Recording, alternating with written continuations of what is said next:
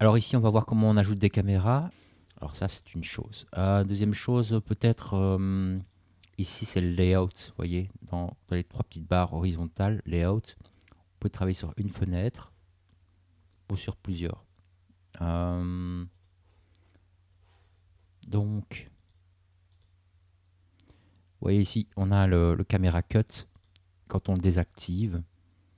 Alors, dans quelle fenêtre est-ce qu'on est? Ben, on peut passer déjà à Camshot 1, vous voyez. Ce qu'il y a, c'est qu'on n'a pas encore vraiment de cut. Et c'est ça qu'on va faire maintenant. Donc,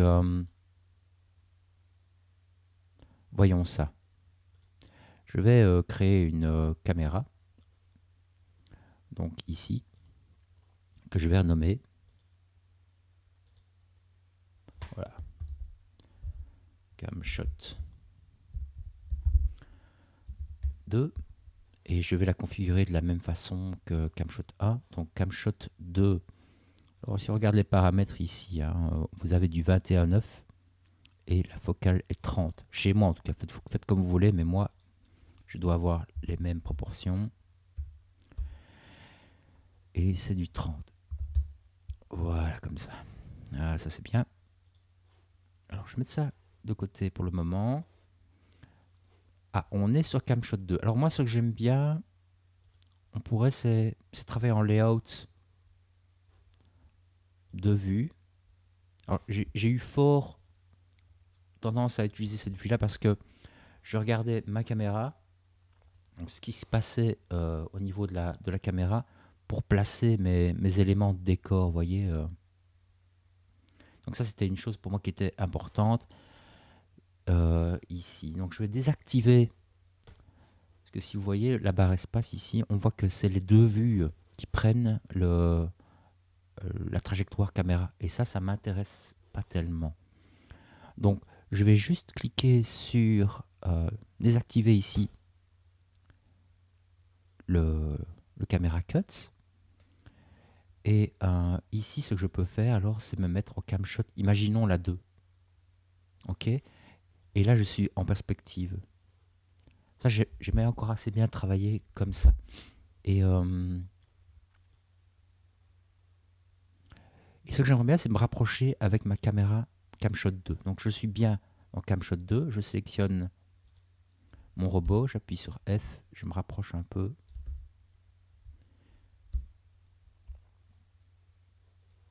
Comme ça. Tourner un petit peu comme ça. Et regarder si je suis sur quelque chose de bien. Alors je vais activer la visualisation de Camshot A. Voilà. Donc on passe ici. Et on voit que voilà, je peux aller jusque là. Ce qu'il y a, c'est que j'aimerais bien, c'est me rapprocher. Et genre, quand il se met un peu à tourner comme ça, c'est changer de caméra. Alors, c'est ça qui nous intéresse ici, c'est comment on change de caméra.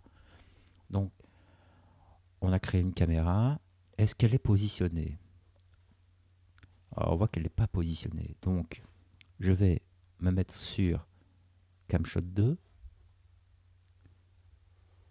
Je vais reculer. Et essayer de trouver un angle caméra qui soit bien. Voilà. Et alors, il y a la règle des tiers. Vous voyez, ici, je viens de mettre un grid 3x3. Et vous pouvez poser vos éléments d'animation, vos éléments d'intérêt, non pas au centre. Vous voyez, comme on pourrait le faire pour un portrait, par exemple, imaginons. Mais sur, ici, un des points qui rencontrent les croisements à chaque fois.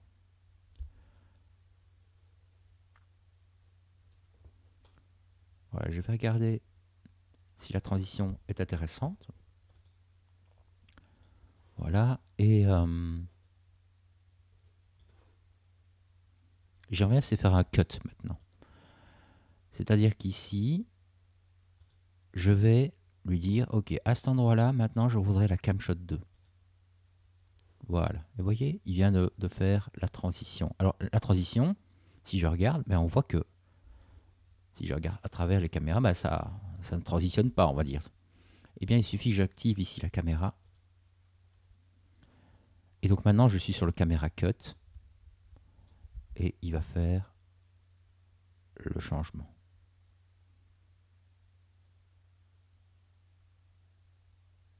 Voilà, par exemple. Alors, si le changement n'est pas parfait, je peux évidemment l'ajuster en glissant maintenant plus tôt ou plus tard.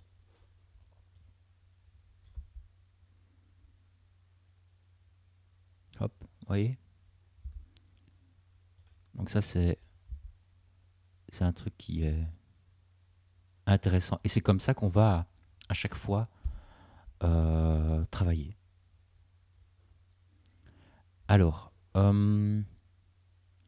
c'est-à-dire que si vous avez aussi des éléments d'éclairage que vous voulez animer, imaginons, je vais aller sortir de là, mettre ça un peu de côté, sélectionner par exemple cette lumière là. Alors je vais checker. Moi, je pense que c'est là que je vais devoir l'animer à un moment donné. Donc je peux prendre rectangle light 2, mettre ici, et là j'ai Intensity par exemple. Donc à un moment donné, si j'ai envie que l'éclairage soit plus fort, alors je suis en perspective, je vais aller m'avancer dans le temps.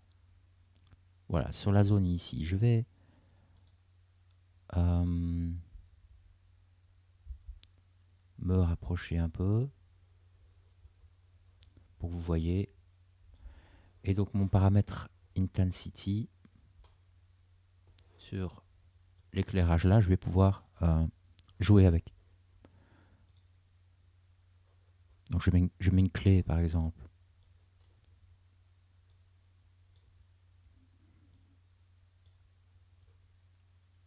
Ici.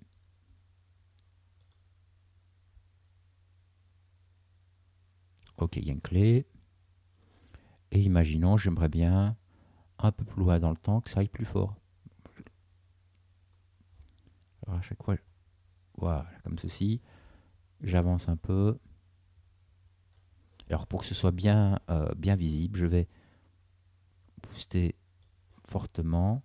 On voit qu'il a ajouté une clé parce que je suis en clé automatique. Et quand je vais jouer l'animation, alors, eh bien, on devrait voir le robot arriver et être éclairé de plus en plus.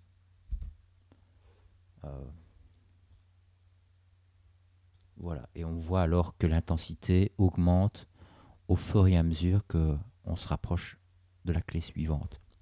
Voilà, ça c'est pour vous montrer qu'on peut animer l'éclairage, on peut animer du fog, on peut animer différents éléments à travers le séquenceur. Ce qu'il y a, c'est que pour l'instant, je ne vais pas ajouter cette source-là. Je ne suis pas intéressé, je suis plutôt intéressé par le montage. Alors, j'ai ajouté pas mal d'éléments dans la scène. Je ne suis pas sûr que c'est nécessaire de faire tout le tour, mais j'essaie que ce soit bien habillé par rapport à mes déplacements caméra. Donc tous les éléments sont orientés en fonction de la caméra. Il y a pas mal d'éléments. J'ai ajouté aussi, vous voyez, du fog. Alors ce fog là, je l'ai fait manuellement. Je vais double-cliquer dessus et on peut regarder que pour ceux qui seraient tentés, eh bien, sur Internet, vous trouverez euh, des méthodes pour travailler avec le blueprint, vous voyez, pour connecter des éléments, pour créer un matériau fog. C'est des choses, des fonctions plus avancées et ce n'est pas l'objectif ici, c'est de voir ce genre de choses. Mais enfin, si vous avez des éléments, des effets spécifiques que vous voulez, eh bien sachez que il va falloir que vous regardiez un petit peu sur Internet comment, comment ça marche. Alors, je vais me rapprocher ici. Oui, on voit que c'est un plan. Hein. J'ai ajouté aussi des lucioles. Les lucioles, c'est pareil. Hein. C'est encore un script, c'est avec Niagara. C'est des systèmes de particules. Alors, quoi d'autre? Ah oui, alors tout ce qui est éclairage volumétrique. Vous voyez, mon robot, quand il... je vais revenir peut-être au début, ça se verra un peu plus. Quand il regarde la vallée, on va dire, voilà, on voit qu'il y a un éclairage volumétrique dessus. Donc l'éclairage ici, évidemment, j'ai parenté mes sources de lumière dans la hiérarchie du robot. On voit ici, hein. Et elles ont été ajoutées au bon joint. Donc n'assignez pas, par exemple, si la tête bouge, c'est grâce à un joint. Ok, un joint qui est nommé, c'est joint 9 par exemple chez moi. Eh bien j'ai parenté, donc j'ai pris toutes mes sources de lumière et j'ai parenté en glissant sur le nom du robot. On pourrait peut-être regarder, imaginer par exemple. Alors, je vais réduire les props et imaginons rectangle light 4. Je voudrais le parenter au robot. Eh bien je glisse, je relâche, hop, et il me donne toute la liste des éléments auxquels je pourrais parenter. Alors, on cherche bien des joints. Alors, on remarquera qu'ils ne sont pas toujours bien nommés. Et dans la liste, vous devez trouver le joint approprié. Alors, moi, la tête, c'était joint 9. Et donc là, si je clique sur le joint 9, mon rectangle light sera assigné au joint. Alors, pour l'éclairage volumétrique, si on sélectionne une source de lumière ici, on remarquera ici dans Volumetric Scattering Intensity, par défaut on a une valeur assez faible et là vous pouvez la booster pour avoir cet effet là. Et voilà, donc ici maintenant ce que je vais faire c'est positionner toutes mes caméras et on se reverra, ensuite pour finaliser le projet, c'est-à-dire qu'il restera oui, à effectuer évidemment le rendu vidéo. Je pense à autre chose, mais je reviendrai dessus peut-être par après.